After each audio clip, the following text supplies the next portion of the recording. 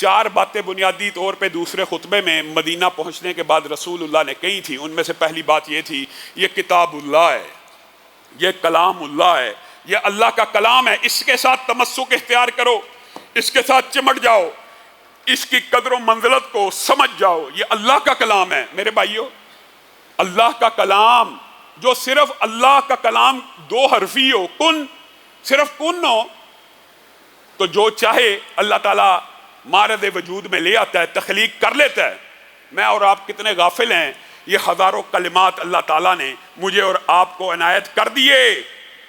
وَلَوْ أَنَّ قُرْآنًا سُيِّرَتْ بِهِ الْجِبَالُ أَوْ قُطِّعَتْ بِهِ الْأَرْضُ أَوْ كُلِّمَ بِهِ الْمَوْتَى. اللہ کہہ رہا ہے, مولوی نہیں کہہ رہا. دنیا میں کوئی کلام ایسا ہو کہ پہاڑ چل پڑیں, زمین پھٹ جائے, مردے زندہ ہو جائیں, تو وہ کلام اللہ کے علاوہ کوئی کلام نہیں ہو سکتا. ہم اس کلام سے غافل ہیں. تو رسول اللہ صلی اللہ علیہ وسلم نے پہلا کام جو کیا وہ کلام اللہ کی اہمیت سمجھائی. دوسری بات انہوں نے کہی اللہ سے محبت بھی کرو. کلام اللہ اگر پڑھنا ہے تو اس کے بعد اللہ رب العزت سے محبت بھی کرنی ہے. پھر تیسری بات جو کہی وہ یہ کہی کہ اللہ کی محبت کے علاوہ بندوں نے آپس میں بھی محبت کرنی ہے. یہ ایک آپ کے سامنے صرف خلاصہ خطبے کا رکھ رہا ہوں, اور خطبہ بھی مختصر ہے اور 4 ہی پوائنٹس میں مشتمل ہے. اور چوتھی بات کیا گئی, سچ بولنا ہے, اللہ سے ڈرنا ہے اور سچ بولنا ہے. یہ رسول اللہ صلی اللہ علیہ وسلم بنیادی طور کے اوپر پہلے اور دوسرے خطبے میں یہ جو باتیں کر رہے ہیں, یہ ایک دباچہ باندھ رہے ہیں, ایک مقدمہ قائم کر رہے ہیں. کس کا؟ اسلامی ریاست کا, اسلامی سلطنت کا.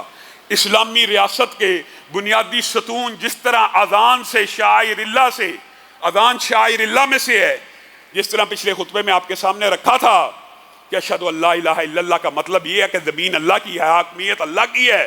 اشہد ان محمد رسول اللہ کا مطلب یہ ہے کہ اس دھرتی کے اوپر اگر نظام چلے گا تو رسول اللہ صلی اللہ علیہ وسلم کا چلے گا. یہ شاعر اللہ میں سے ہے. جیسے اذان کی آواز دے کر اقامت دین کی بنیادیں رکھ دی, اسی طرح ان 2 خطبوں میں بھی اسلامی ریاست کا دباچہ باندھا جا رہا ہے. اور وہ دباچہ کیا ہے وہ بھی سمجھ لینا چاہیے. میرے بھائیوں, پچھلے خطبے میں آپ کے سامنے دارالکفر کے حوالے سے چند گزارشات پیش کی تھی. اس حوالے سے بہت سے ساتھیوں نے سوشل میڈیا کے اوپر بھی سوالات کیے. انشاءاللہ جہاں جہاں یہ بات آئے گی اس کو ایک مرتبہ مستقل ایک خطبے میں تفصیلاً بھی بیان کریں گے کہ آپ نے بعض جزئیات کو چھوڑ دیا. میرے بھائیوں, مختصر بات یہ ہے, آپ نے اسلامی ممالک کا مطالعہ ہی نہیں کیا ہوا. آپ کو پتہ ہی نہیں دنیا میں اسلامی ممالک کتنے ہیں, اور اگر یہ پتہ بھی ہے کہ 56 اسلامی ممالک ہے تو آپ کو پتہ ہی نہیں وہ نقشے کے اوپر کہاں پہ ایگزسٹ کرتے ہیں. آپ صرف یہ سمجھتے ہیں کہ سعودی عربی اسلامی ملک ہے جی, وہ نہیں, ہمیں نیشنلٹیاں نہیں دیتا. آپ نے صرف ایک ملک کو اسلامی ریاست سمجھ لیا, 56 سے زائد اسلامی سلطنتیں ہیں. آپ نقشے کا مطالعہ تو کریں, آپ اپنے قلوب و ذہان کو کھولے تو صحیح, آپ دیکھیں تو صحیح افریقہ کے اندر کون کون سے اسلامی ملک ہیں. آپ کو کس نے کہہ دیا جی اسلامی ملک ہمیں آنے کی اجازت نہیں دیتے؟ یہ غلط فہمی ہے. انشاءاللہ جب موقع آئے گا تفصیلاً اس کو دوبارہ بیان کریں گے, اور جو جزئیات رہ گئی ہیں اس کو بھی بیان کریں گے. لیکن جو بڑی اہم بات ہے, اگر یہ 2 باتیں مسلمان سمجھ لیں, ایک تو دارالکفر والی اور ایک یہ اقامت دین والی. اقامت دین, میرے بھائیوں ایک بات یاد رکھنا, جس بندے کے پاس قوت نافذہ نہ ہو, اگر اسلام کے پاس یا مذہب کے پاس قوت نافذہ نہیں ہے, قوت نافذہ سے کیا مراد, تنفیذ کے اختیارات نہیں ہیں, اسلامی حدوں کو قائم کرنے کی سہولت میسر نہیں ہے, تو حقیقی معنوں میں وہ اسلامی ریاست, نام کی اسلامی ریاست تو ہو سکتی ہے, لیکن حقیقت یہ ہے کہ اس کی طرف جد و جہد کرنی چاہیے مسلمانوں کو قوت نافذہ کے حصول کے لیے. وجہ کیا ہے؟ وجہ یہ ہے دنیا کا جتنا علم ہوتا ہے, دنیا کی جتنی ایکسپرٹیز ہوتی ہیں, وہ قوت نافذہ کے سامنے سرنڈر ہو جاتی ہے. ایک بندہ سائنسدان ہے, ایک بندہ ڈاکٹر ہے, عام فہم کر کے آپ کو سمجھاتا ہوں. ایک بندہ سائنسدان ہے, ایک بندہ ڈاکٹر ہے, ریاست اسلامی ہے, اسلامی ریاست اس کو حکم دے گی, وہ اپنی سروسز دینے پہ مجبور ہے. اگر وہ نہ بھی چاہتا ہو, اور اگر آپ کے پاس سلطہ ہی نہیں ہے, قوت نافذہ ہی نہیں ہے, تنفیذ کی طاقت ہی نہیں ہے, تو آپ کا سارا برین ڈرین اسی طرح ہو جائے گا جیسے آج کل ہو رہا ہے. جس کے پاس قوت نافذہ ہوتی ہے, معاذ اللہ, علم کی حوصلہ شکنی کی بات نہیں کر رہا, صرف آپ لوگوں کو سمجھانے کی بات کر رہا ہوں کہ علم بہت اہم ہے, لیکن قوت نافذہ اسلام میں اس سے زیادہ اہم ہے.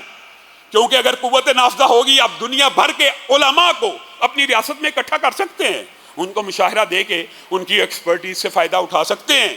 اسی لیے رسول اللہ صلی اللہ علیہ وسلم نے کہہ دیا تھا کلا ان القوت الرمی، بے شک سپر پاور قیامت تک وہی رہے گا جس کے پاس قوت نافذہ ہوگی، جس کے پاس ہتھیار سب سے اچھے ہوں گے۔ مسلمان اگر رسول اللہ صلی اللہ علیہ وسلم کی ان باتوں کے اوپر غور کر لیں کہ قوت نافذہ ہی اسلام کا اصل مقصد ہے، ہاں انفرادی طور پہ اسلامی زندگی گزارنا بھی انسانیت کی تحلیق کا مقصد ہے، اس سے انکار نہیں ہے۔ اب اگر قوت نافذہ نہیں مل رہی تو اس کا مطلب یہ نہیں ہے کہ میں نے اور آپ نے اسلامی احکامات کے اوپر عمل نہیں کرنا۔ ٹھیک ہے، اسلامی احکامات کے اوپر عمل کرنا بھی انسانی تحلیق کا ایک مقصد ہے، لیکن مسلمان امت کا سب سے پہلا جو فریضہ ہے وہ یہ ہے کہ اسلامی ریاست کے قیام کی ہر وقت جد و جہد میں لگے رہا کرے۔ جب تک اسلامی ریاست قائم نہیں ہوگی، قوت نافذہ نہیں ہوگی، اسلامی احکامات کی تنفیذ کی پاور آپ کے پاس نہیں ہوگی، تو آپ یہ سمجھ لیں کہ آپ نے صحیح معنوں میں جو تحلیق کا حق ہے وہ ادا نہیں کیا۔ یہ باتیں بڑی عام فہم ہیں، لیکن امت کے علماء اس حوالے سے بات کرنا چھوڑ چکے ہیں۔ کیوں؟ اگر آپ جد و جہد کریں گے، جتنی جد و جہد کرتے چلے جائیں گے اتنا آپ کا پریشر گروپ بڑھتا جائے گا، اسلامی قوانین کے خلاف قوانین منظور نہیں ہوں گے۔ یہ آپ بکھرے ہوئے ہیں، یہ آپ منتشر ہیں، جس کی وجہ سے یہ سارے معاملات ہو رہے ہیں۔ اور رسول اللہ صلی اللہ علیہ وسلم جو دباچہ باندھ رہے ہیں، اللہ سے محبت کے بعد دوسرا لفظ کیا کہا؟ آپس میں محبت کرو۔ یہ کس چیز کا دباچہ تھا؟ انما المؤمنون اخوہ کا دباچہ رسول اللہ نے دوسرے خطبے میں ہی باندھ دیا۔ اور ایک طرف رسول اللہ حدیث بیان کر رہے ہیں لا تباغضوا ولا تحاسدوا ولا تدابروا وكونوا عباد اللہ اخوانا، آپس میں حسد بغض نہ کرو، ایک دوسرے سے منہ مت پھیرو، اللہ کے بندے بن جاؤ۔ ایک طرف رسول اللہ یہ حکم دے رہے ہیں، دوسری طرف اسی سے ملتی جلتی آیات اللہ بھی نازل کرتا چلا جا رہا ہے۔ وَاعْتَصِمُوا بِحَبْلِ اللَّهِ جَمِيعًا وَلَا تَفَرَّقُوا وَاذْكُرُوا نِعْمَةَ اللَّهِ عَلَيْكُمْ إِذْ كُنْتُمْ أَعْدَاءً فَأَلَّفَ بَيْنَ قُلُوبِكُمْ فَأَصْبَحْتُمْ بِنِعْمَتِهِ إِخْوَانًا۔ یہاں رسول اللہ کہہ رہے ہیں کہ مسلمان کا بھائی ہے، وہ اس کے اوپر ظلم نہیں کرتا، وہ اس کا ساتھ دیتا ہے، وہ اس کی مدد میں لگا رہتا ہے۔ جب تک وہ اس کی مدد میں لگا رہتا ہے اللہ اس کی مدد میں لگا رہتا ہے۔ جب تک وہ بندہ مسلم کسی مسلمان کی مدد میں لگا رہتا ہے اللہ اس کی مدد میں لگا رہتا ہے۔ کوئی بندہ مسلم کسی مسلمان کی جب مصیبت کو یا مشکل کو دور کرتا ہے، یہ حدیث رسول ہے، اللہ آسمان کی بلندیوں سے اس بندے کی مشکلات دور کرنا شروع کر دیتا ہے۔ جب بندہ مسلم اپنے کسی مسلمان بھائی کے عیبوں کی پردہ پوشی کرتا ہے تو اللہ آسمان کی بلندیوں سے اس بندے کے عیبوں کی پردہ پوشی کرنا شروع کر دیتے ہیں۔ یہاں پہ رسول اللہ صلی اللہ علیہ وسلم اس طرح کی احادیث بیان کر رہے ہیں، اوپر سے قرآن کی آیتیں بھی اسی طرح کی نازل ہوتی چلی جا رہی ہیں کہ اس اللہ کی نعمت کو یاد کرو جب تم آپس میں ایک دوسرے کو کاٹ کھانے کو دوڑتے تھے، اللہ تعالیٰ نے اس دین کی وجہ سے تمہیں ایک کر دیا، تمہارے دلوں میں محبت کو ڈال دیا۔ یہ کس چیز کا دباچہ ہے؟ یہ مواخات مدینہ کا دباچہ ہے۔ رسول اللہ صلی اللہ علیہ وسلم نے ان حدیث کو بیان کرنے کے بعد، قرآن پاک کی ان آیتوں کو بیان کرنے کے بعد ایک عظیم الشان بنیاد رکھی مدینہ کے اندر۔ ریاست کا پہلا پلر، ریاست کے قائم ہونے کا پہلا جو ستون تھا وہ کیا تھا؟ وہ یہ تھا کہ تم آپس میں بھائی بھائی ہو،